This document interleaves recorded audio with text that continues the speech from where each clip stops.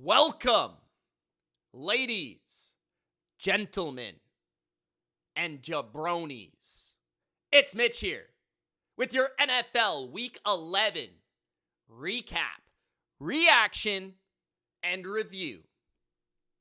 Typically, this video is live, and it's before Sunday Night Football, but we had a little bit of a different schedule today. Obviously, the Patriots didn't play today. The best team in the AFC did not participate in the Sunday festivities because they already took care of business early on Thursday night by slapping around Justin Fields and the Jets. So that changed some things. Plus, Bleacher Report wanted me to do a review of the Jameis Winston Packers game. So I said, okay, why not? Then I said, why not? Sunday Night Football.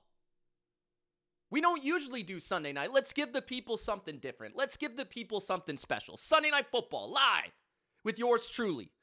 Play-by-play, analysis, fun. And of course, we watched the Philadelphia Eagles and the Detroit Lions play one of the worst, and quite frankly, the best way to describe this football game is one of the dumbest football games I have ever seen. Between a jabroni and an even bigger jabroni. 16-9, the Philadelphia Eagles beat the Lions at home. Am I shocked by that? No, not at all. The under was one of my favorite bets of the week. Am I shocked the Eagles won? No, not at all. The Eagles are the more talented team and the healthier team. And they're at home. They were slightly favored, as they should be. They're now 8-2, and the Lions are 6-4. And the Lions have continuously lost to good teams, while the Eagles have continuously beat good teams. And if there's one thing that I can say about the Eagles that does not eliminate them from repeating, is that every time a foe that people deem to be as good as the Eagles or better than the Eagles steps in front of the Eagles send them packing. Other than the Broncos, who are also a 2-win team, or 2-loss team, not 2-win team. You understand what I meant. Don't worry. A 2-loss team. They have beat the Rams, the Chiefs, the Lions, the Packers. You stand in front of the champs, the Bucs, and you get put down into the ground. And the Eagles did it to the Lions tonight. But it was not entertaining at all, as most Eagles games have not been entertaining for years. I do not enjoy watching the Eagles play. I don't enjoy Jalen Hurts. I don't enjoy the tush push. I don't enjoy Nick Sirianni's smug ass. I don't enjoy their football brand. I don't enjoy the tush push. I don't enjoy their games. I don't. But what made me really not enjoy this game is the two coaches. Because we witnessed some of the dumbest decisions I have ever seen in a singular football game. With 3 minutes left in the game, up by 10, at their own 30-yard line, the Philadelphia Eagles tried to go for it on a 4th and 1.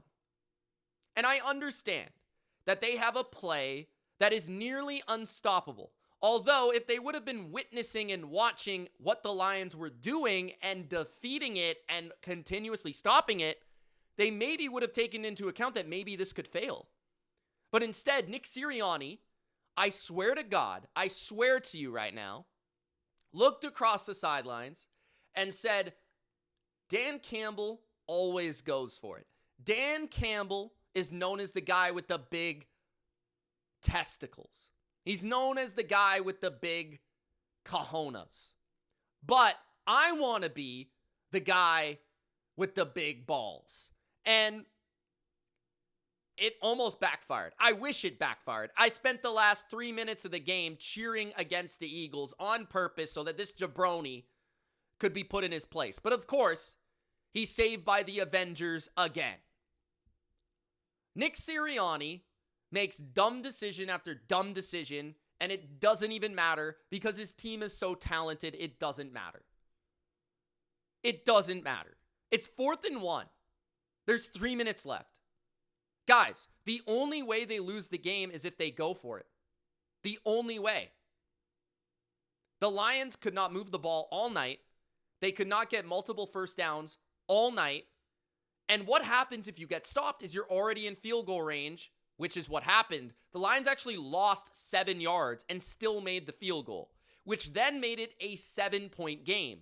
Therefore, a 1-possession game when the Lions had 3 timeouts with 2 minutes left in the game.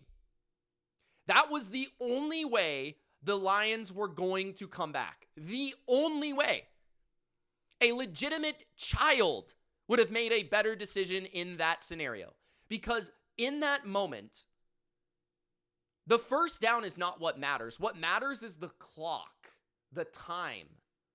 If you punt the ball away to, let's say, the Lions' 30-yard line even, not even the 20, not even inside the 20, if you punt the ball to the 30, they have to drive into field goal range, which is going to take a lot of time. At least, it took them a minute to get 3 plays off before the 2-minute warning. How long do you think that would have taken? At least 2 minutes. They might have had to take a timeout. They would have burned the 2-minute warning. Then what happens? You have to onside kick. And onside kicks in this NFL are like, you might get 1 out of every 20. I don't know the odds, but it feels that that's pretty accurate. So you just play the clock, you play the odds, and you trust your defense to get the win. You don't have to go for it. You don't have to be an idiot. You don't have to give them a chance for the fun of it. That was legitimately one of the dumbest decisions I've ever seen by a head coach in my life. Not to mention a guy that's won a Super Bowl, which is outlandish. On the other hand, Dan Campbell in many ways lost his team this game. Dan Campbell was 0 for 5 in his 4th down decisions.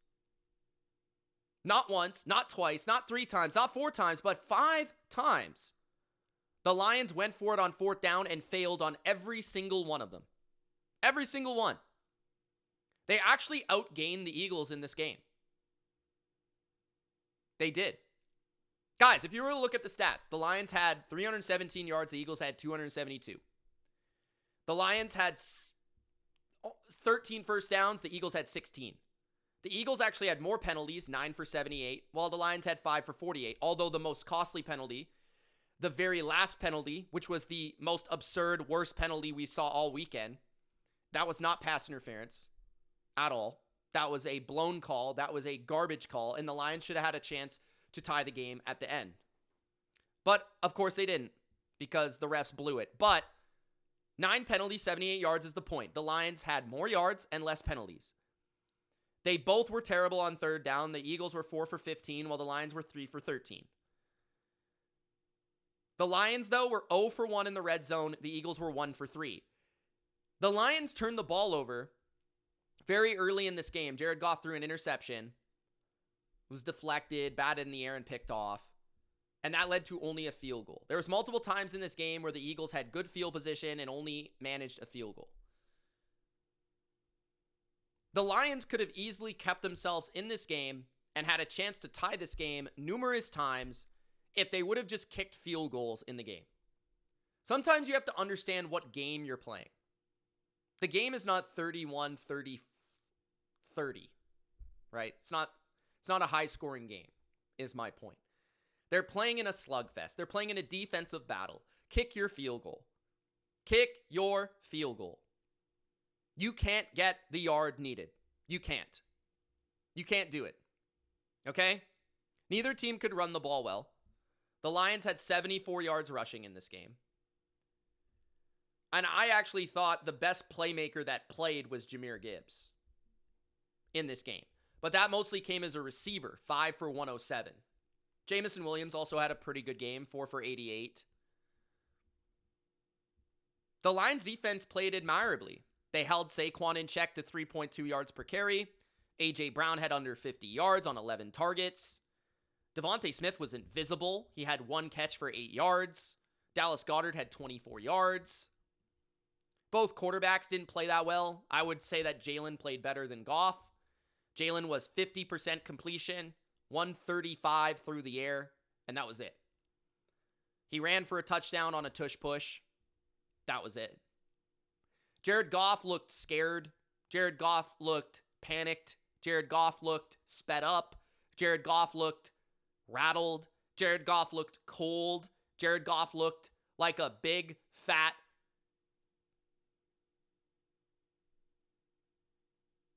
starts with a P. 14 for 37. 255 yards, 1 touchdown, 1 interception, 60 passer rating. Jalen Hurts made some big throws down the field. He did. Couple. But Jalen Hurts was not great in this game either. But when we were watching Goff, I mean, sure, the Eagles' pass rush was effective. The Eagles' pass rush got interior pressure, forced Goff off his spot repeatedly, got in his face repeatedly, hit him repeatedly, got to him multiple times for sacks. Goff actually managed to take only 2 when it probably should have been about 5 or 6. But it felt like he was off and the whole offense was off.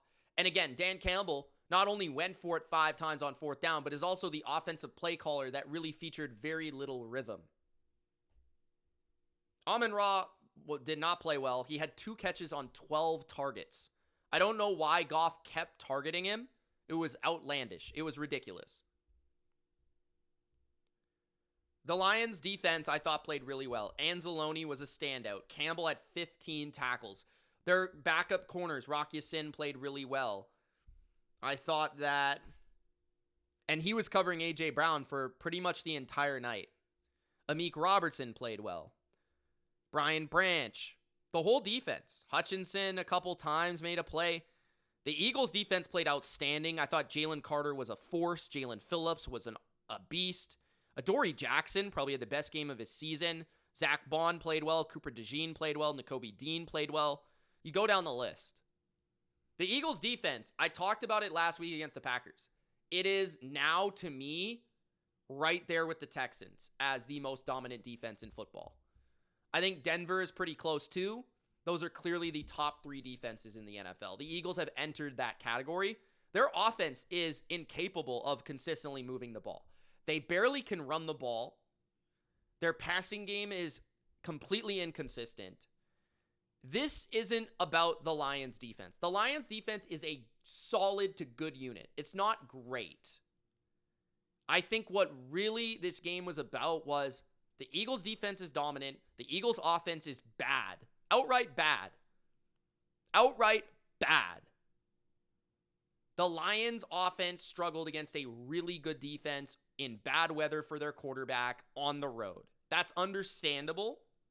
But still, they had so many opportunities to come back in this game. The Eagles literally handed them opportunities to come back in this game, and they still couldn't do it. The Eagles also had 11 more minutes of possession, which is a key factor in this game. 16-9. It was boring to watch. It was not a good game. And, I just can't believe some of these decisions. If you think about it, the Lions, they went, they faked a punt at one point, which was ridiculous. I don't understand why. They were down 3-0. They fake a punt. It makes no sense. They actually went for it twice in a row in the second quarter. So the first drive, they had 4 plays, 9 yards. I don't know what makes you go for it in that scenario. And then they went for it again at their own 43-yard line. On a 4th and 2, they faked a punt. They just failed on a 4th down. They go for it again. So they gave the Eagles essentially 2 free field goals. 2 free field goals with a turnover and going for it. Like, I don't understand this team sometimes. Dan Campbell's decision making. So they went for it twice there. And then the first drive of the second half, they drive down to Philly's 32. And instead of kicking a field goal on 4th and 5 at the 32, they go for it. They don't get it. That's 3 points. The next drive after that, they drive down the field. They go down to the 3-yard line. It's 4th and goal. You know how hard it is to convert from the 3-yard line? It's not the 1-yard line. It's the 3. It's the hardest place in the field to score a touchdown. Probably. It is. Other than your own end zone. Like,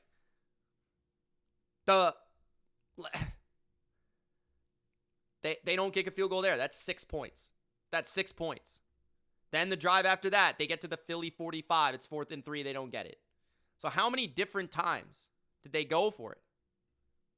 And the funniest thing to me is they go 4 plays minus 7 yards after the Eagles hand them the ball at their 29-yard line.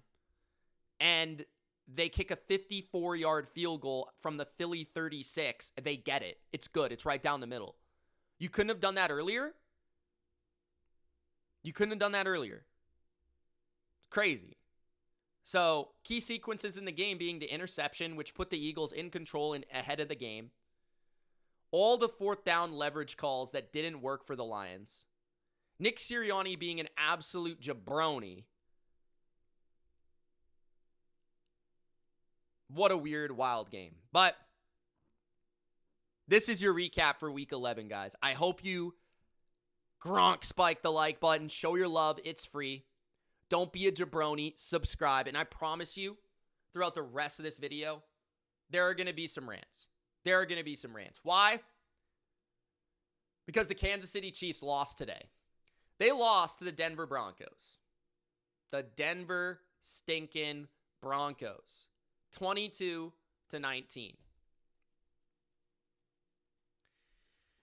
In a game that I thought they almost certainly would win. Denver is now 9-2 and 6-0 at home. It's actually kind of crazy that they've played 6 games at home already. The Chiefs are 5-5. 5-5. But more strikingly, they are 1-4 on the road. So, put it this way. If any person, any NFL fan says to you, the Chiefs can go on the road and make a run in the playoffs, they are lying. They are lying to you. They are lying to themselves, because the Chiefs are 1-4 on the road this year. 1-5 on the road. They're 1-4. They lost to every good team on the road that they have played. Every last one of them. They lost to every AFC playoff caliber team that they've played on the road. Denver, Buffalo, Jacksonville. So they're good at home. But, newsflash, the Chiefs won't be playing at home in these playoffs. They're 5-5. And they're probably going to lose 1 or 2 more games. They play the Colts next week off of a bye. And the other striking thing about this loss, the Chiefs were coming off of a bye. Andy Reid is nearly unbeatable off of a bye. He is nearly unbeatable off of a bye. Guys. So,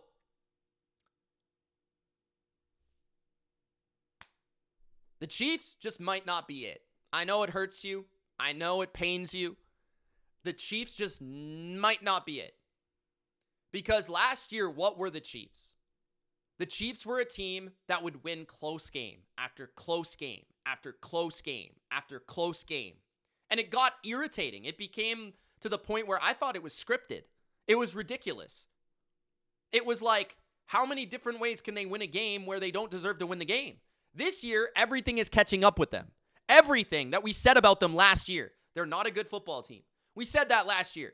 They got their asses kicked. Their candy asses kicked in the Super Bowl, and it was amazing. It was brilliant. It was fantastic. But this Chiefs team is proving what we said about them last year. They weren't a good team last year. They're not a good team this year. Their offense has been more fun. It's been more explosive. It's been more electric. They've had better playmakers. They've thrown the ball a bit more down the field. There's been fun about this team. But this team is not, right now, guys, can they rush the quarterback? Can they get to the quarterback in a big spot? You guys notice that every single big spot this defense has been put in, they failed every time. Chargers game, Jags game, Broncos game. Am I wrong? This defense keeps stepping up and keeps failing. A defense that won them game after game after game in 2022, 2023, 2024. Game after game after game, they would step up in the right moment, in the big moment. This year, they haven't done that. Pass rush is terrible. Chris Jones, washed. I like their corners, but there's only so much that Watson and McDuffie can do when the guy is back there holding the ball, baking a cake, popping some popcorn back there. Like, truly, reading the morning newspaper. Bo Nix could do whatever he wanted. And I think it's embarrassing the Chiefs lost this game. They needed this game badly. The Broncos, if they lose, they're 8-3. So what? Chiefs are 6-5. They're still a couple of games back. 6-4. They're still a couple of games back. This was a huge high leverage game in the division. I just said last week the Chiefs would still win this division. I look like a freaking clown. I look like I have face paint on, bro. Because this team's already proven me wrong. I thought, if anything, Mahomes and Reed and Spags and these guys would step up. They're coming off a bye. They're healthy. Denver, sure, they're at home. Sure, they're winning games. But they barely beat the Jets. They barely beat the Giants. Don't forget. They don't have Pat Surtain. And the Broncos defense still whooped Patrick Mahomes' ass. Patrick Mahomes, I don't know what I have to say.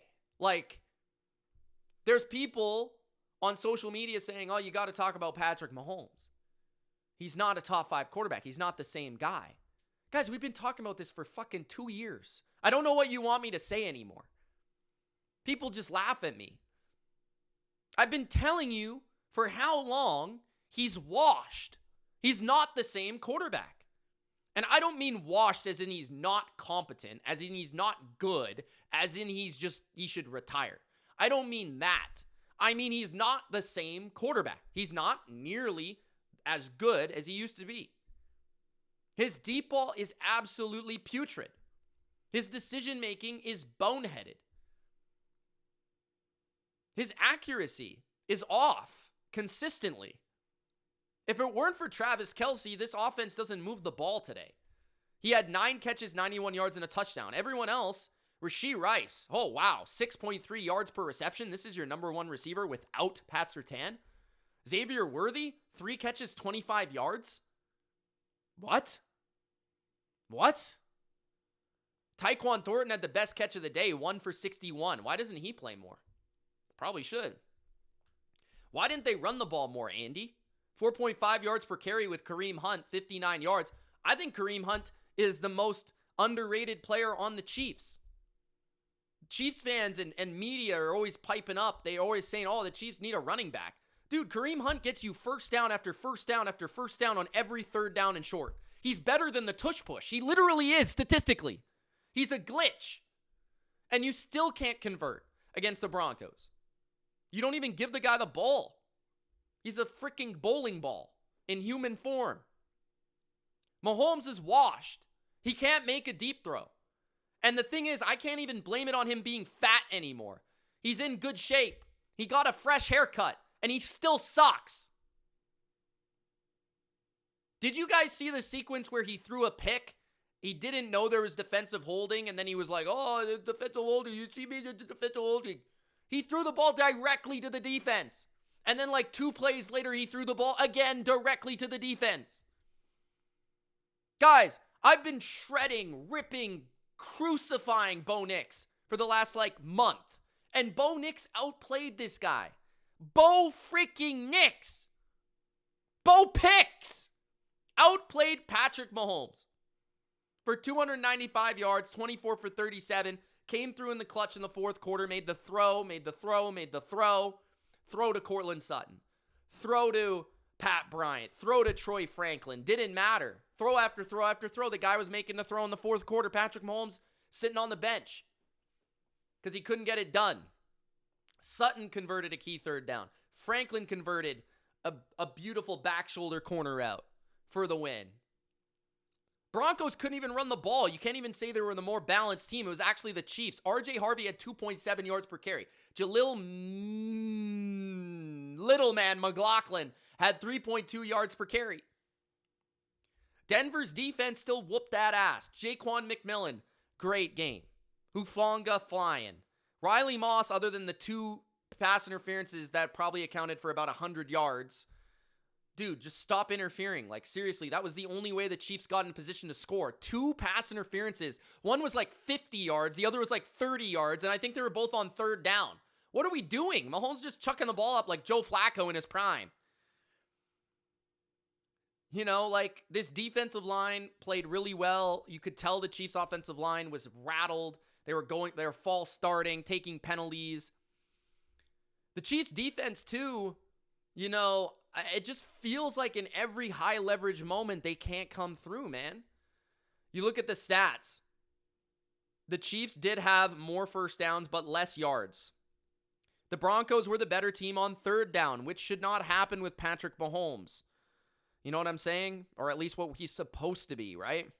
Plays were nearly identical. Penalties 10 and 10 on each side. 20 penalties called in this game, but 147 against Denver for yardage because of the pass interference. That was the way the freaking Chiefs scored in this game. If there weren't pass interference calls, the Chiefs probably would have got blown the F out of the building. Like, seriously. Seriously. They had one drive where Travis Kelce basically went all the way down the field, and that was it. One drive. One.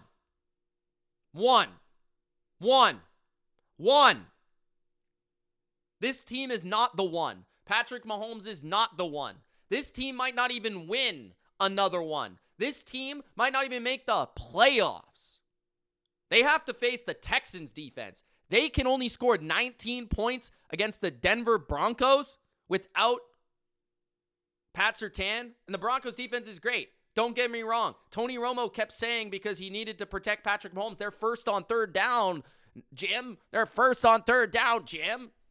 Yeah, they don't have the defensive player of the year. You think it's a little bit different? You got to play the Texans, dude. You might not even get a flipping first down.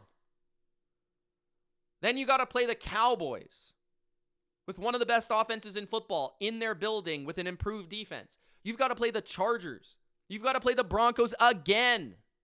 Whoop your ass again. You got to play the Colts.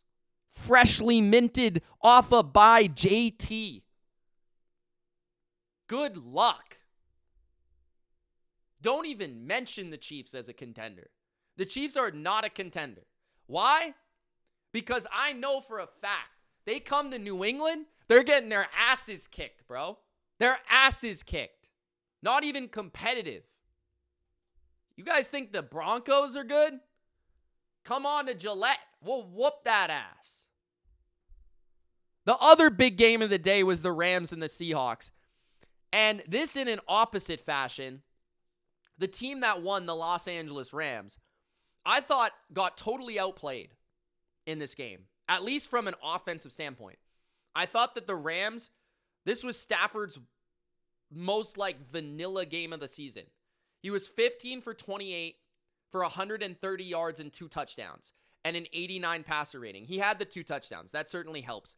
But man, it felt like watching this game, and I don't know about you, comment below what you guys think. for all of this stuff. Like, I really want to hear what you guys think about all my opinions here. So let me know in the comments. But it felt like every time I was watching this game, the Seahawks had the ball. It felt like every time I flipped the channel, the Seahawks had the ball. Seahawks had the ball. Seahawks had the ball. Like, what?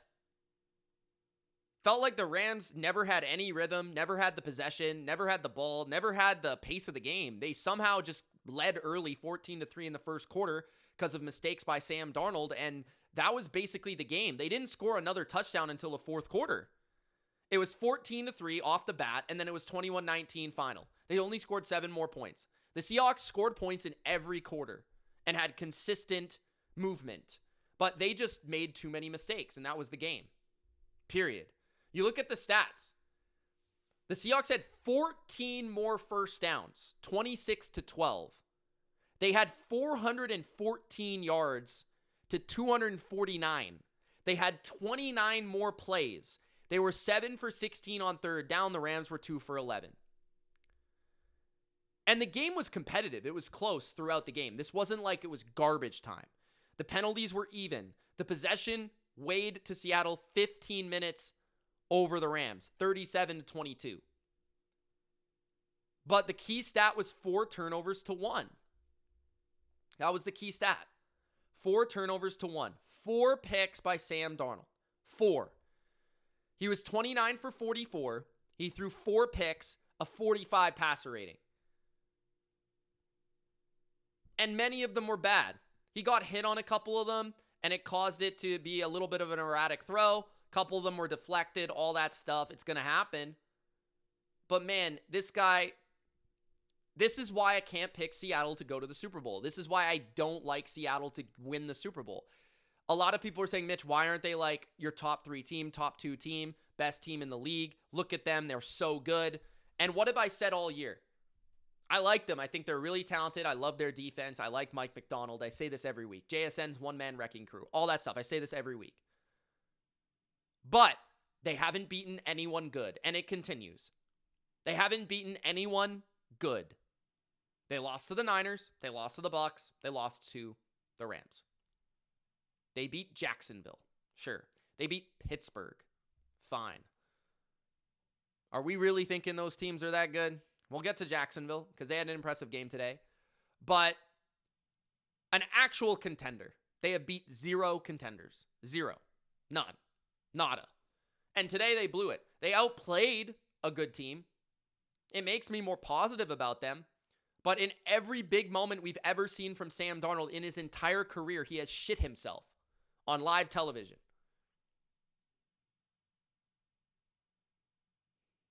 Every time. Kyren Williams had 91 yards on 12 carries.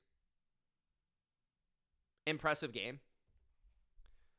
But I feel like, you know, he did have a 34-yard carry, which kind of like skews the statistics, but a little surprising the Rams didn't run the ball more. Puka also had 7 for 75.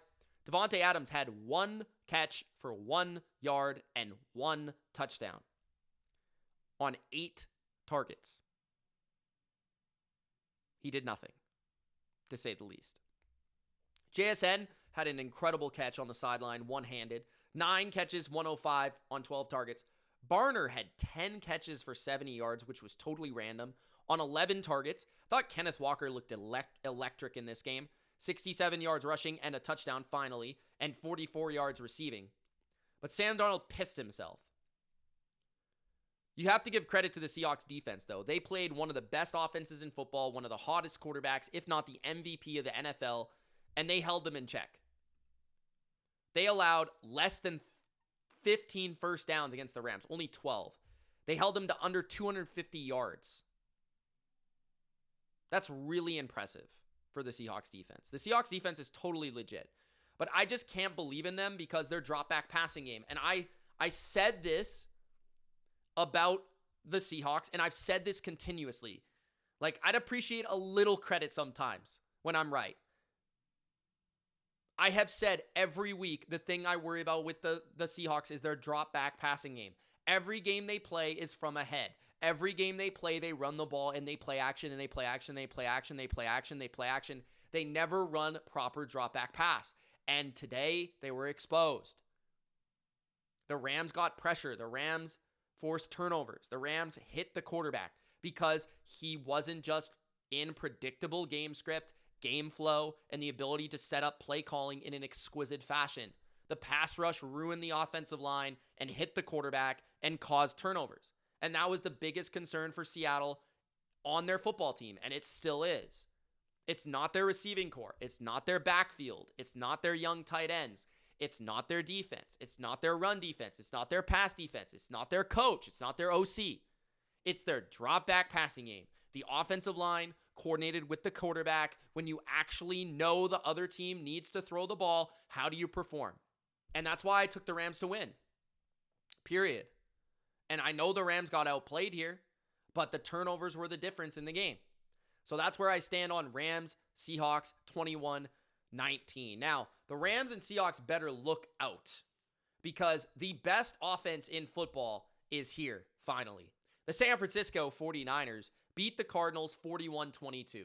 I also want to say this. How in the blue hell do the 49ers score 41 points and Eddie Pinheiro gets 2 extra points? Are you kidding me? This guy literally pulled his hamstring to lose me a bet. Are you kidding me, dude? I gave that out free money for the people. And they score 41 flippin' points. This should have been covered in the first half. Pinheiro misses an extra point, gets another one blocked, and then pulls his fucking hamstring so that he couldn't win me a bet. Are you kidding me? That being said, the Niners absolutely kicked the dog crap out of the Cardinals, 41-22.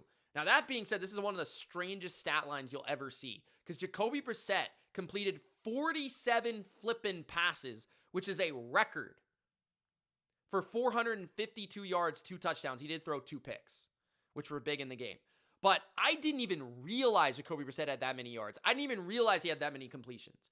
I really didn't even realize. It didn't even feel like the Cardinals really were dominating on offense. It didn't at all. Now, maybe a lot of that was in the fourth quarter. They scored 12 points. Like, they only had 10 points until the fourth quarter. So, maybe that's what it was. But Jacoby Brissett had 47 for 57 for 452. That fooled me. Brock Purdy, meanwhile, 19 for 26, 200 yards, 3 touchdowns, 133 passer rating. He played how I expected him to play. He made a couple good throws early. You could clearly see the mobility was intact. And he also tried to throw about 3 interceptions into traffic that he probably shouldn't have. But he played a good game. I wouldn't say it was a great game. I thought he played a good game. Only took 1 sack, which was nice to see. Only had 7 incompletions, which was nice to see. Made a couple nice throws. Looked healthy. Operated the offense. But he also put the ball in harm's way. I mean, if I were to look at turnover-worthy plays, he must have had about 3. I would guess. Christian McCaffrey had 81 yards on the ground for a 6.2 yards per carry, which is extremely promising for the Niners run game. 2 touchdowns. Brian Robinson also, I like how he's fitting in the offense at this point. He's playing a lot better lately. Had 24 yards. George Kittle had another great game after last week. 6 for 67 and 2.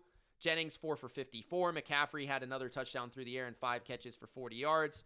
Ricky Pearsall in his return didn't have a single yard, which was kind of wild. Michael Wilson, out of all people, had 15 catches for 185 yards on 18 targets. A lot of it garbage time. Trey McBride, 10 for 115 and a touchdown, continuing to be arguably the best tight end in football.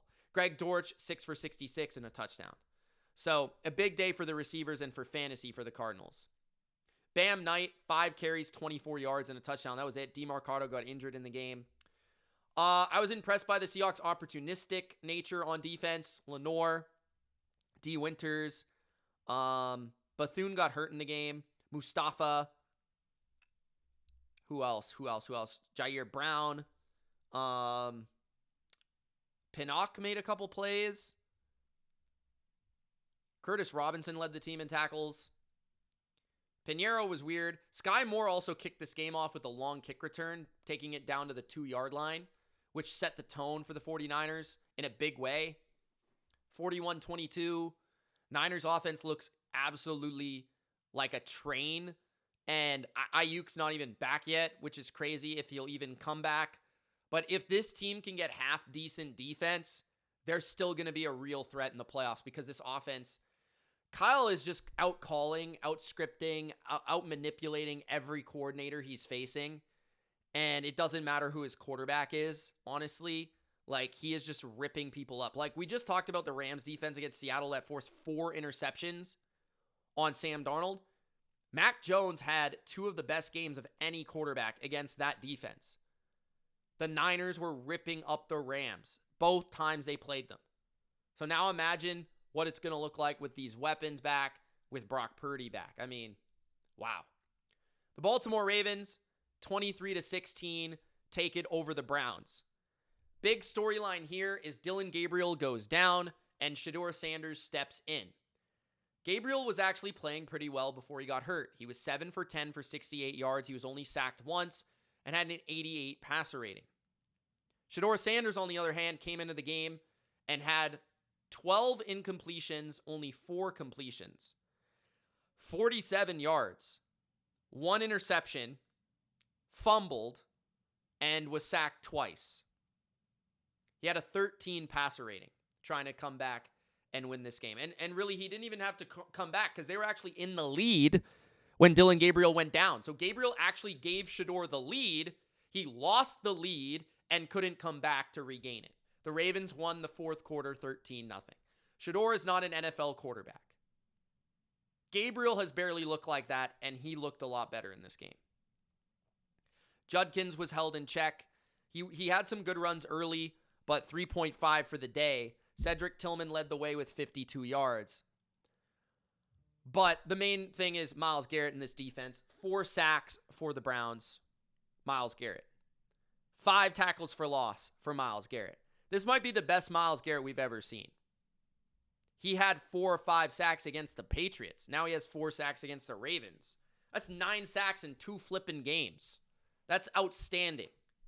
Carson Schlesinger, 11 tackles, was all over the place. Ronnie Hickman should have had an interception, had a pretty solid game. Denzel Ward saved the touchdown. He mostly locked up Zay Flowers. What else? The whole defense played freaking great. I thought Shelby Harris played well. Malik Collins. Defensive line especially played really, really well. Derrick Henry had a long run of 59. Otherwise, he didn't do too much on the ground, but he did have a touchdown, 103 yards. Mark Andrews, the play of the game by Todd Monken. A call where they're in tush-push formation with their tight end, Mark Andrews. He rolls to the right, gets a key lead block, and he takes off for a touchdown, 35 yards. That was an incredible call. That really won them the game. Keaton Mitchell looked good, 6 for 31, other than the screen pass that I think was partly on him that got intercepted from Lamar. Zay Flowers ended up with 78 yards. Otherwise, no one really did anything through the air. Lamar, 14 for 25, 193, 2 interceptions, no touchdowns, was sacked 5 times, 4 by Myles Garrett, and a 47 passer rating. Really tough game for Lamar. Tough game for Lamar fantasy owners. Just overall, Lamar, he couldn't really move. He couldn't escape the pressure. There wasn't a lot open. This is just a very good Browns defense. A very good Browns defense. Very, very good. So, especially at home. And the thing I want to finish with here is a couple weeks ago and even now, people are still claiming that the Patriots have played no one. That Drake May has played no one. That Drake May is MVP because of the schedule. He played this Browns defense. And he played this Browns defense that sacked Lamar 5 times, that had 2 interceptions, that had 14 completions, and 193 yards. That is what Lamar Jackson did against this defense. Drake May ripped up the Browns. So just for a point of reference, the quarterback that many people thought should have been the back-to-back MVP struggled mightily against the Cleveland Browns, while Drake May shredded them. Just going to throw that out there, okay? Because people don't want to believe in the great Drake May. Now, there was a game that I had to recap for Bleacher Report. I guess the Packers content guy is gone, so they wanted me to do it. Fair enough, cool. But I find the Packers incredibly frustrating to watch, and kind of like the Eagles, I tear my hair out every time I watch them because Jordan Love is just very much inconsistent, all over the map, up and down, super unreliable. To the point, guys, where if I'm being 100% honest, I thought they should have stuck with Malik Willis. I thought Malik Willis should have stayed in the game. Malik Willis entered the game on like the third or fourth possession after Jordan Love had done absolutely nothing but throw terrible passes and play off rhythm and off script and off schedule. And Malik Willis came in there, went 2 for 2, 6 yards and a touchdown, ran the ball one time for 16 yards, moved the ball all the way down the field, scored a touchdown, put them ahead, or tied the game. I'm not even sure. He threw it to Christian Watson for a touchdown. And then we never saw him again. I thought they honestly should have kept him in the game. Now, Jordan Love, I thought, played a really great fourth quarter. I thought Jordan Love had a really rough start to the game. But Malik Willis, it's just, to me, like, Matt LaFleur calls better plays when Malik Willis is in the game. Malik Willis, the offense just makes more sense. There's more run game with the quarterback. There's more PA boot. There's more short passing game and dump offs because of it. Love made some outstanding throws in the game in the fourth quarter, like 1 or 2 to Romeo Doubs, 1 to Savion Williams. Christian Watson made 2 incredible touchdown catches, 4 for 46 and 2. I don't really understand why Watson continues to be uninvolved in the offense. Like, he has 2 touchdowns in this game, but he only has 5 targets. Like, what sense does that make? Why are we not getting this guy the ball when he's clearly our most talented, best receiver? Meanwhile, we're targeting Romeo Doubs 8 times when he can't catch a freaking cold through the first quarter of the game. Josh Jacobs did get hurt and had to leave the game at some point, which really hurt the balance of the team. He had 5.7 yards per carry before he left. Emmanuel Wilson, I like him. He had 11 for 40 and a touchdown. But that being said, the Giants are a terrible run defense. They're 32nd in rush EPA allowed. They're 32nd. They're dead last. They're the worst run defense in the league. And the Packers' bread and butter and what they bank on, what they put their lifeline on, their house on, is the run game. It all stems from the run game. And they can't run the ball effectively, efficiently, or explosively, even against the Giants.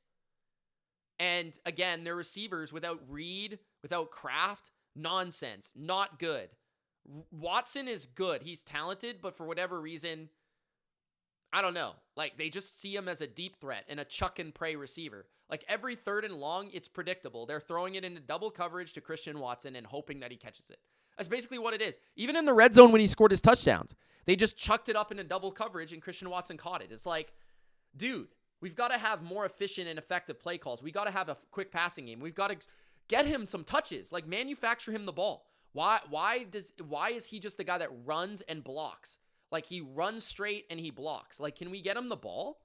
Like, I don't understand. When he was a rookie, Matt LaFleur was giving him the ball in different, more creative ways. Brian Burns had 2 sacks for the Packers. I thought they should have had numerous interceptions on Jameis Winston that they could not catch. Jameis continuously tried to throw the ball into zones that were lurking on him, that,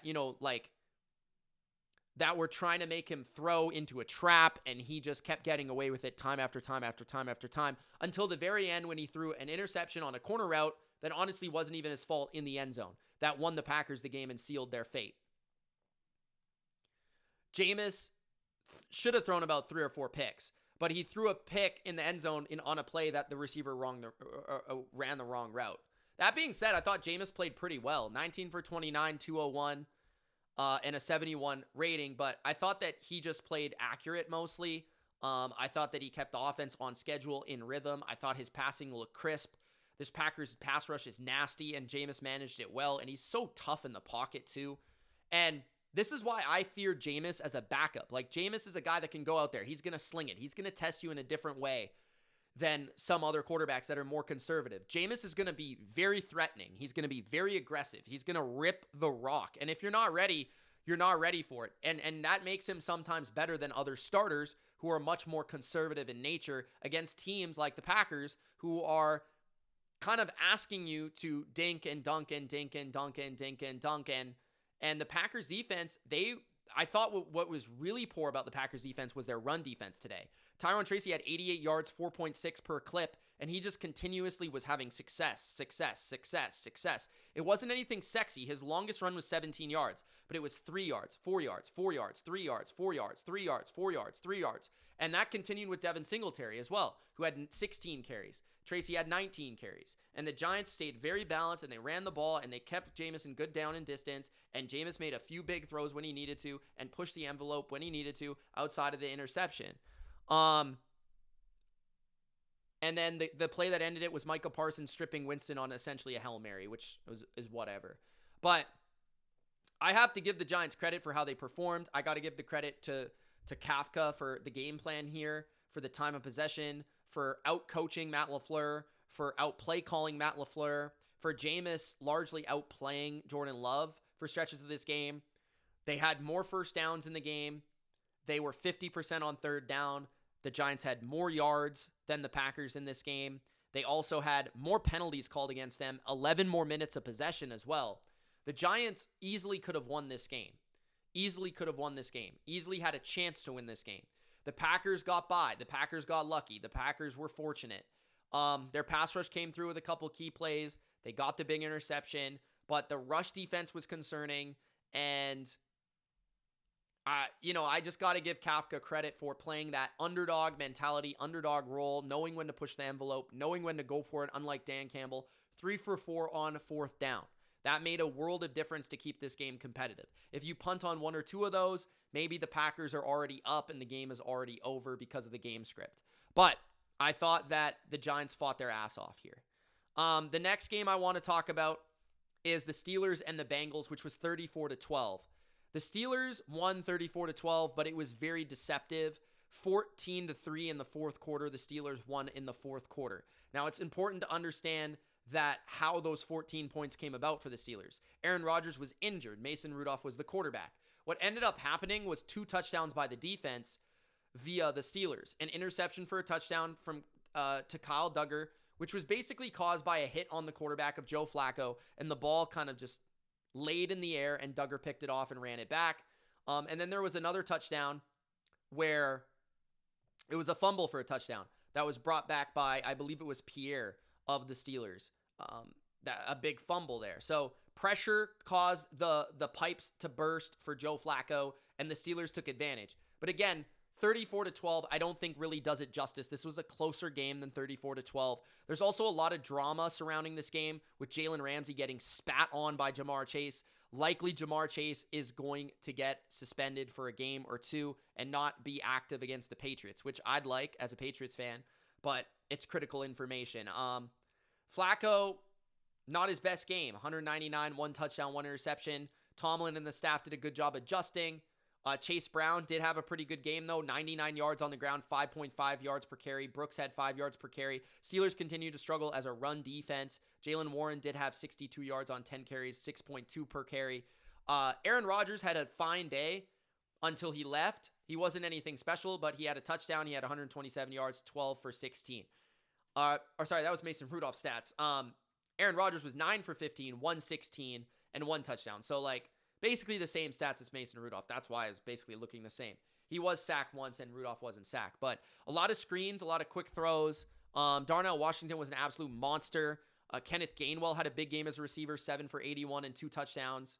T. Higgins had a touchdown for the Bengals, 63 yards. Chase only had 30 yards, which that is crazy because he usually rips up the Steelers and this division. But honestly, concerning that the Steelers could only really score 20 offensive points against the Bengals defense. The Bengals are pretty much fried. They're done. They're 3-7. No point in Joe coming back at this point. The Steelers are now 6-4 with a critical win over the Bengals. And I just thought it was a little embarrassing. Not embarrassing. That embarrassing is the bad word. I'm sorry. But it was a little deceptive.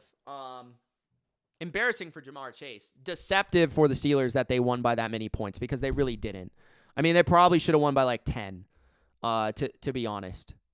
Next, let me know what you thought of that. Jacksonville against the Chargers, which wasn't really all that deceptive. 35-6 for the Jags. 30 first downs to 8, guys. 30 first downs to 8 tells you the story. 345 yards to 134 5 for the Jacksonville Jags, so that's 200 more yards than their opponent. 2 yards per play more than the Chargers. Rushing-wise, 192 yards for Jacksonville, 42 for the Chargers. 1 penalty for 5 yards for Jacksonville, 5 for 71 for the Chargers. Now, this is what I want to say. First of all, Justin Herbert played like absolute booty cheek, and he deserves no booty cheek from Madison tonight. Absolutely dog shit. Threw a terrible interception and looked a lot like Jared Goff. Absolutely rattled. Absolutely rattled in the pocket, rattled under pressure, rattled when people were around him, okay? On the other hand, Jim Harbaugh doesn't get criticism. People call him the greatest coach of all time, Colin, and he's not anywhere close to that. He is a good coach, not a great coach. He can't overcome deficiencies with personnel. Every time as a head coach in the NFL or even in college, he's had supreme rosters. And they have yet to figure out how to manufacture around this offensive line. They got absolutely manhandled. Trayvon Walker, Josh Hines-Allen, who set a record in this game, manhandling the offensive front, manhandling in the run game, manhandling in the pass game. Jim Harbaugh, the great coach, should be able to figure this out. We've seen other coaches this year figure it out, okay? Another impressive point, Trevor Lawrence was fine, whatever. 14 for 22, 153, 1 touchdown, 1 interception. Had a rushing touchdown where he walked into the end zone. Cool, like solid day for him. Thought he had a couple of good drives where he threw the ball well. He threw kind of a tough interception. I think it was Dante Jackson who made a really nice play on it on the sidelines. He forces it a little bit too much sometimes, but yeah, like that's going to happen. He throws a pick like every game. You guys know how it is. But I thought Tootin was really impressive. I thought the run game of the Jags really set the tone. And the point about Liam Cohen beating the crap out of the Chargers last year carried over into this game because it happened again. He did it with the Bucs, and he did it here with Jacksonville. Tootin looked really good, really explosive. 74 yards, 4.9 yards per carry. ETN also scored 2 touchdowns, 73 yards. Jacoby Myers, 5 catches, 64, led the team. That's a nice sign. Brenton Strange should be back next week. Brian Thomas should be back next week. Now we're going to start to go Jacksonville. But I will say, like, no Travis Hunter. So Jacoby's going to have to fill that slot role, which I definitely think he can. I still like Parker Washington quite a bit, who had kind of a quiet day today. Defensively, it's across the board. Like Alua Khan, 2 passes defensed. Josh Hines-Allen, a sack. Trayvon Walker, 2 quarterback hits, half a sack. Eric Armstead, 2 tackles for loss, a quarterback hit, a sack. Like it's across the board where these defensive linemen just made plays. And then Elijah Molden, there was a weak PI in the game that kind of allowed Jacksonville to score a touchdown. It's kind of weak. I don't think the Chargers, it's just they have a clear deficiency. It's against the run. Their pass defense is good. It's still fine. It was fine. They were in a bad game script. So what you kind of learn now for the Chargers is you get in front of them early, you rush the shit out of Herbert, and you run the ball, and you can beat them. That's pretty much the formula. And right now, you have to clearly say you give the Jags the advantage in the division, despite maybe the Chargers having a weaker schedule. The Chargers just beat them, not in the division, but the conference. Jacksonville just beat them, which gives them the heads up. Jacksonville also beat the Chiefs. So 2 crucial wins for Jacksonville in this AFC wildcard race. Keep that in mind, okay? So that's all I got to say about that. Texans, Titans, 16-13 in a predictable Texans victory. They get back to 500, and as I said in my playoff predictions, Texans are a sneaky team that could enter the fold at 10-7, 9-8, and I wouldn't be shocked. Davis Mills statistically had another pretty good day, 274 yards and a touchdown. He was sacked 4 times. The Titans had a much healthier defense. Jeffrey Simmons and not Josh Sweat, but Tavondre Sweat were back together. Arden Key was also back. A 90 passer rating for Davis Mills. Woody Marks had 44 yards, didn't really run the ball too effectively, and again, the Titans front has a lot to say about that. Nico Collins dominated another game, 9 for 92 and a touchdown on 10 targets. Very efficient football from Nico Collins and Davis Mills. Jaden Higgins continues to shine every time I'm watching, and I just see him pop up and make a big catch down the sidelines or something. 4 for 55 on 7 targets. Dalton Schultz continues to move the chains, 6 for 51. Hutchinson, 3 for 42.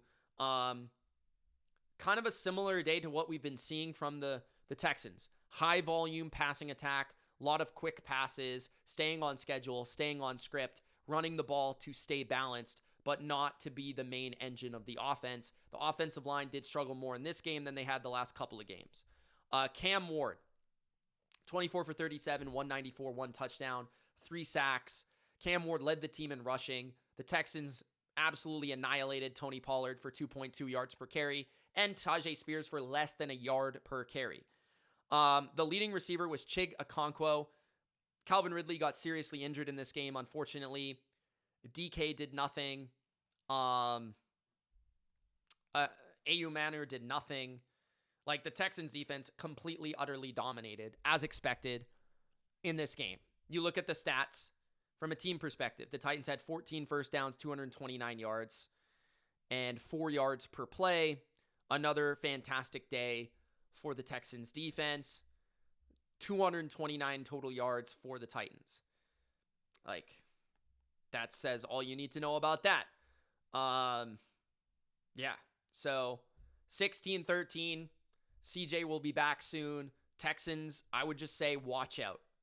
Watch out. Tennessee might be back-to-back first overall picks. They are a terrible franchise. They are 0 for 5 at home, and they have yet to win a game where the other team did not fumble twice into their end zone and their own end zone. The only game they won was against the Cardinals, where the Cardinals literally gave them the game. Literally. They are an all-time bad team, the Tennessee Titans. All-time bad. Now, they did cover in this game, but they still lost to Davis Mills and the Texans. Okay? Next. How many games do we have left? We have the Bears, the Bills, the Panthers. Is that it? I think so. Thank you guys for tuning in. Appreciate you. Also the game in Spain. Which game do I want to go to next? Let's go to the Bears and the Vikings. 19-17 Bears Vikings. 16 for 32, 193 for Caleb Williams. 16 for 32, 150, 1 touchdown, 2 picks for J.J. McCarthy. The difference in the game, 2 interceptions by J.J. McCarthy and a big kick return by the Bears, which set up the game-winning field goal in the fourth quarter. The fourth quarter, Chicago pulled out their typical Chicago. They were up 16-3 in the first 3 quarters. Minnesota fought their way back for 2 touchdowns. J.J. McCarthy did his thing with two touchdowns, setting up Jordan Mason for a run, and then J.J. McCarthy threw a touchdown as well. I think it was to Addison, maybe. Was it to Addison? Let's check. Yes, it was to Addison. But the difference being, Caleb, his escapability is outstanding. That's his best trait, in my opinion, is his escapability from pressure. He just made less mistakes. He just made less boneheaded throws, less stupid throws, and J.J. McCarthy, under pressure, would get hit and throw the ball directly to the defense. He did that multiple times. And yes, he's young, but you're supposed to be a game manager. Like, you got to understand your role. You're not out there to be Tom Brady in 2007 and rip the ball around the yard and throw the ball around deep and all around. Like, no, you're a game manager. Manage the game. Like, honestly, manage the game. Aaron Jones, 4.4 yards per carry. Jordan Mason, 7.5 yards per carry. Again, Kevin O'Connell, I don't know why you're not running the ball more. I continue to see this every week with the Vikings. It is dumbfounding. DeAndre Swift, on the other hand, did have a strong game, 4.3. Some critical runs later in the game, 21 for 90. Monangai also saw 12 carries and a touchdown, but only 1.9 per carry. Caleb had some nice throws. I thought Luther Burden looked really electric in this game when he had the chance. He had 3 catches for 27 yards, but the leading receiver was only 5 for 45 for Cole Kmet. Roma Dunze continues to struggle, 2 catches on 6 targets. Jefferson, 5 for 61. So another kind of like, Justin Jefferson game. I will say, though, with Justin Jefferson, he had an outstanding block to open up Mason for a touchdown, I think it was. But a lot of tackles for loss for the Vikings, 10 tackles for loss compared to only 1 tackle for loss for Chicago. 5 passes defensed for Chicago, though. But yeah, that's a lot of tackles for loss, like a lot of negative plays for the Chicago offense. And they still managed a way to win. They are in good position for the playoffs. They're 7-3. I only think they're going to win a couple more games, though. I still think they're going to miss the playoffs. And it's kind of crazy because they're 7-3. I'm still not really buying Caleb. I think their defense still stinks. This game, I mean, Vikings honestly should have won this game. If they don't give up a big kick return, they probably should have won. But that being said, they were not the better team. Like, the Bears were the better team. The Bears played with the better quarterback. They were much better on third down. They were much better from a play perspective. They nearly outproduced them in plays by 20. They had more yards. They even had more penalties, and they still won. They had 13 more minutes of possession. Like, J.J. McCarthy is just bad. He's just erratic. He's bad. He's dumb. I hate his persona. I hate his stupid 9 gimmick. Like, give it up. I don't like it. I'm not a fan. I don't think he played well. Okay, next. What do we got next? Let's talk about Madrid. 16-13, the Miami Dolphins take it over the Commanders. 16-13. Couple things to say about this game. First and foremost, Mike McDaniel and the Dolphins. They are now 4-7 after many people thought McDaniel should be released, let go, and fired. The right person to fire was Chris Greer. The second person you've got to let go of is Tua in the future. I didn't think Tua had a bad game today. That's not what I'm trying to say. I just think he's limited. I just don't think he's a franchise quarterback. He was 14 for 20, 171. Didn't throw a pick today. Mariota threw a costly pick to start overtime, which lost them the game. 96 passer rating for Tua, though. Was sacked 3 times. I thought he was fine. He did his normal Tua shenanigans. But the main ingredients for Miami was running the ball, getting back to the bread, butter, and to the core of what Mike McDaniel is, which is a run game coordinator, which is a Shanahan disciple. Run the football. And Devon Achane played fantastic. 21 carries, 120 yards. He also had 45 yards through the air. Devon Achane looked dynamic, quick, explosive, just really, really good. Ollie Gordon's also solid, 5 yards per carry, 1 touchdown, 45 yards. He looked really good too. Their run game had 169 yards and averaged 5.5 yards per carry. They ran the ball extremely well. Waddle did not have a great game. I did not think. I thought he dropped multiple passes, only had 52 yards. Malik Washington had some key catches, 3 for 42.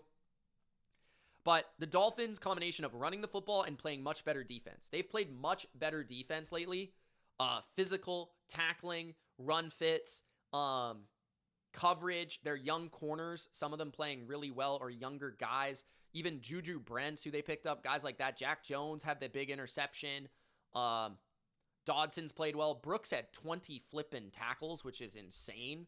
Jordan Brooks is so good. I love that guy.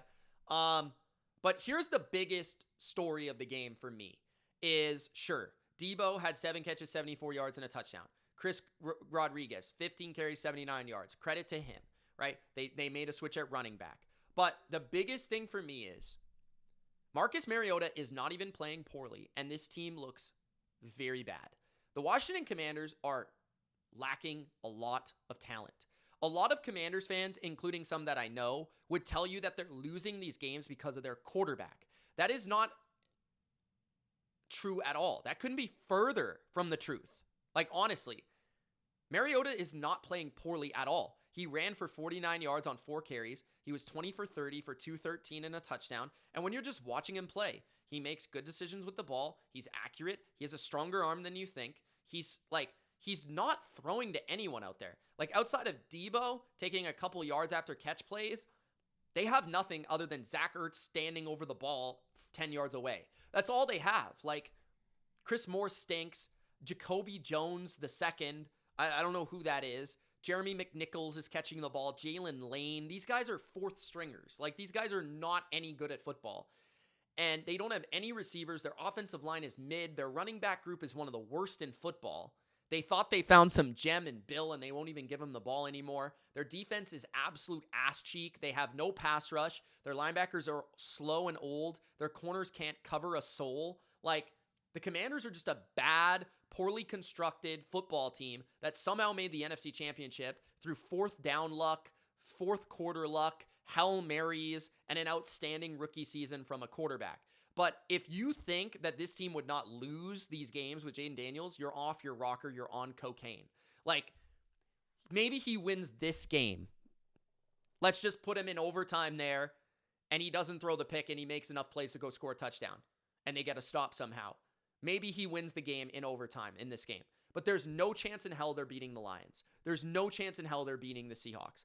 There is no chance they're beating the Cowboys. Like, these games they've played where they've been blown the F out, they would be blown the F out because most of these games featured, or not most of them, but it's not the quarterback. I mean, they would have lost to the Chiefs. Same thing. Like, they would have lost these games, guys. Like, don't get yourself fooled. The Commanders are a bad, poorly constructed football team with a mediocre head coach, honestly.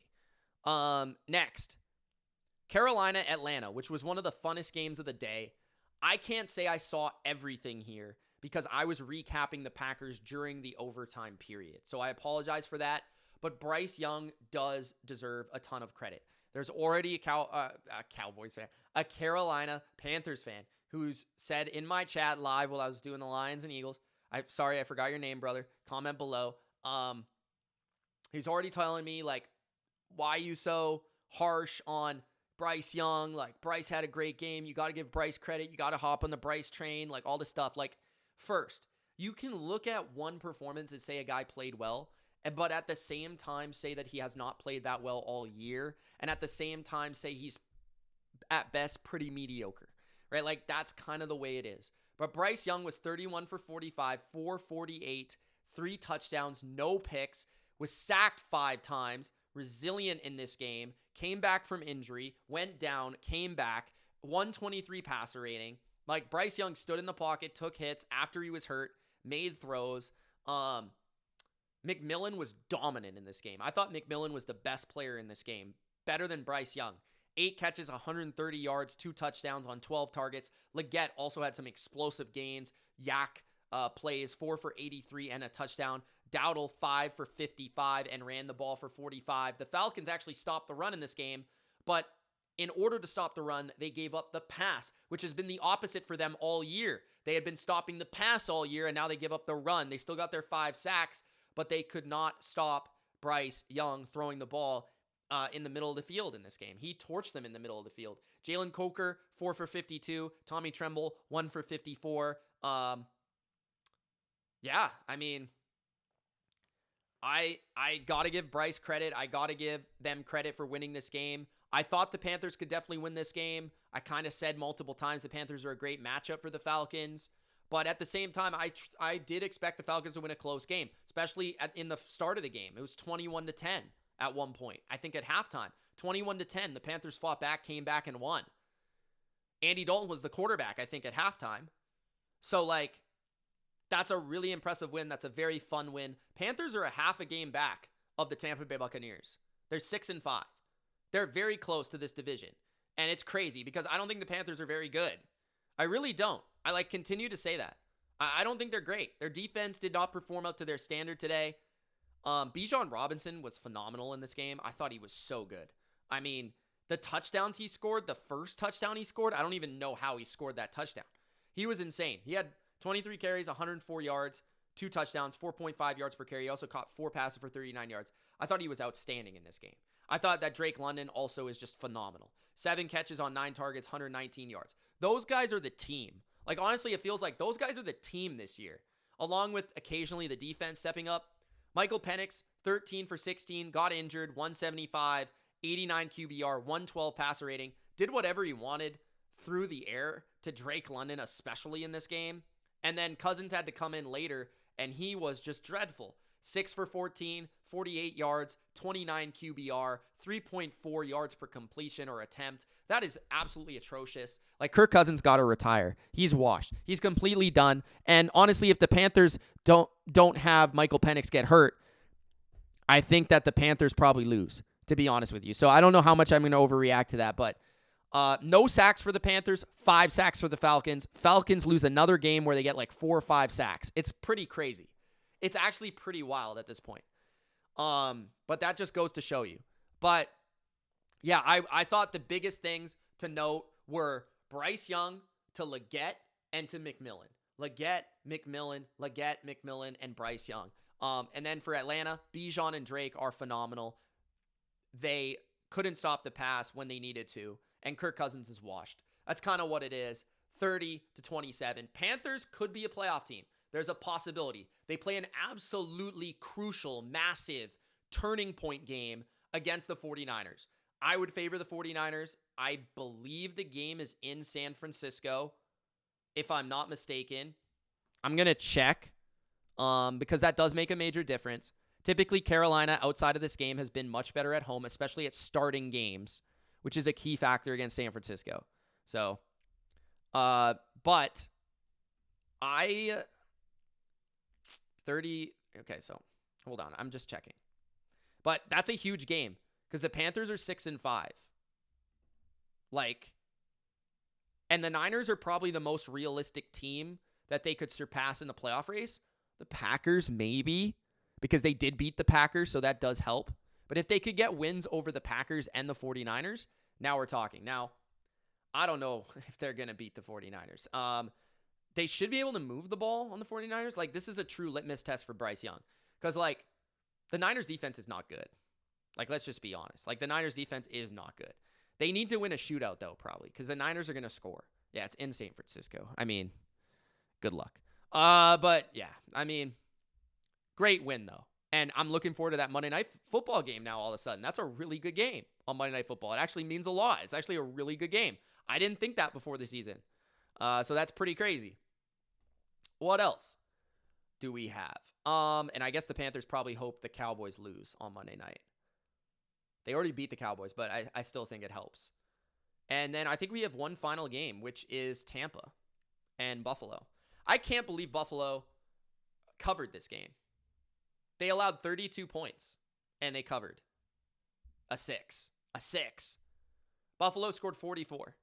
And a little bit of an erratic game, truly at the start from Josh Allen, but some outstanding throws, some explosiveness from the Bills we haven't seen in a long time.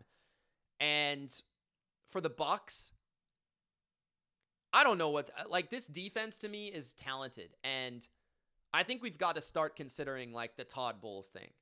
Like, Todd Bowles just, like, how many years in a row is he going to coach a poor defense? Like, just in terms of the stats. He does some really good things with his defenses. We know this. They're very good against the run. They held James Cook to 48 yards and 3 yards a carry. That's outstanding.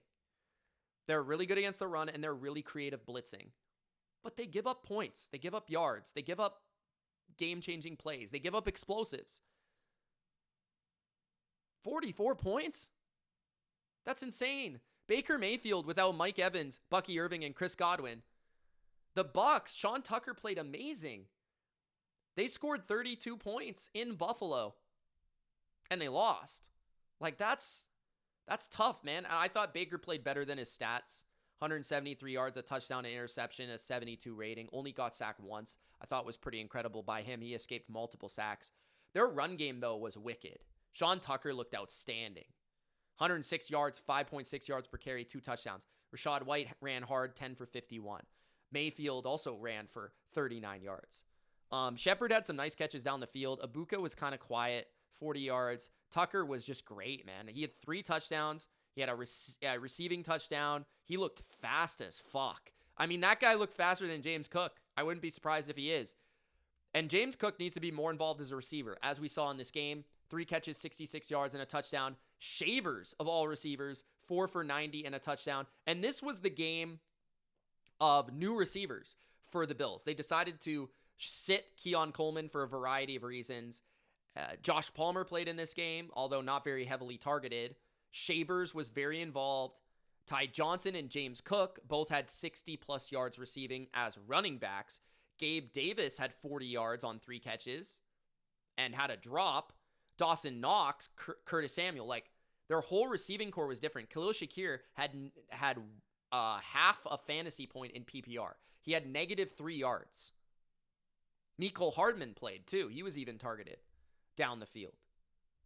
So this was a shift in personnel for the Bills, trying new stuff. And they added a lot more speed to the field, if you guys notice. Shavers can run. Palmer is more of a deep threat. Davis is more of a deep threat. Hardman is more of a deep threat. More vertical ability. More vertical dimension. The defense, though, is concerning. 1 sack. Can't stop the run. I thought the passing yards kind of looked, like the Bucs. They actually had more first downs than the Bills in this game. They were 9 for 16 on 3rd down. They had 367 yards, which is pretty good. They had 202 rushing yards, guys. 202. 35 minutes of possession. Like, the Bucs should have covered this game. It's actually crazy that they didn't. Josh has got to cut down on the interceptions. He's got to be a little bit less erratic, but sometimes I don't blame him because he is carrying a team with the worst receiving core in the league. And on the first interception, there was literally a free runner in his face in the end zone, and he was trying to avoid a safety, so he threw an interception. That's kind of understandable, right? Jamel Dean going down also completely changed the game for Tampa Bay. Completely changed the game. What else? I'm not too worried about the Bucs. I expected them to lose this week. I even expect them to lose next week against the Rams. I do. But I'm just shocked. I feel like 32 points, you've got to win that game. You've got to win that game. You can't lose that game on the road against a good team. You can't run for 200 yards and lose. You can't. You can't, especially with multiple turnovers. You got more turnovers. They had 3, you had 2, and you still lost. That's crazy. That's crazy. But that's the explosiveness of what the Bills brought in this game, which kind of accounts for the margin of error that you lose when you turn it over. So 44-32. That is my recap for Week 11. I hope you guys enjoyed. I talked about the Patriots. I don't need to talk about that. That's Thursday Night Football. I talked about every other game other than Monday night, which we'll see tomorrow. I'll be live. Cowboys and the Raiders. See you then. Gronk, spike the like button, subscribe. Peace, guys. All right.